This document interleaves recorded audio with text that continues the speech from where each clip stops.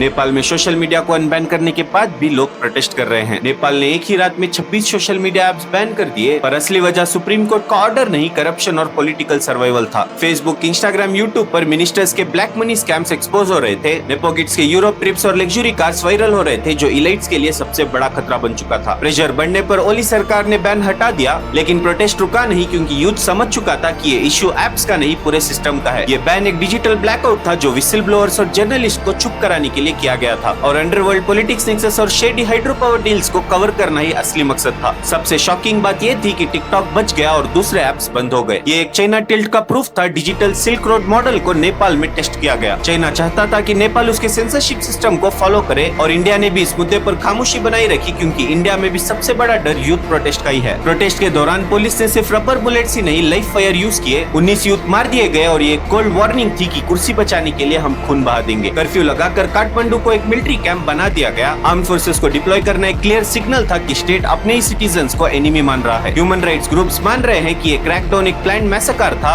एक पूरी जनरेशन को तोड़ने की कोशिश की गई, ताकि फ्यूचर में कोई रेबिलियन खड़ा ना हो। नेपाल का इलाइट क्लास यूथ रेवोल्यूशन से डर चुका है। यही रीजन है कि बैन और क्रैकडाउन शुरू होने से पहले ही खत्म करने का अटेम्प्ट किया गया। और सच्चाई तो ये है कि ऐप्स कभी इशू थे ही नहीं। रियल इशू था एक डाइंग करप्ट ऑर्डर, जो अपने सर्वाइवल के लिए अपने ही यूथ का खून बहाने के लिए तैयार है।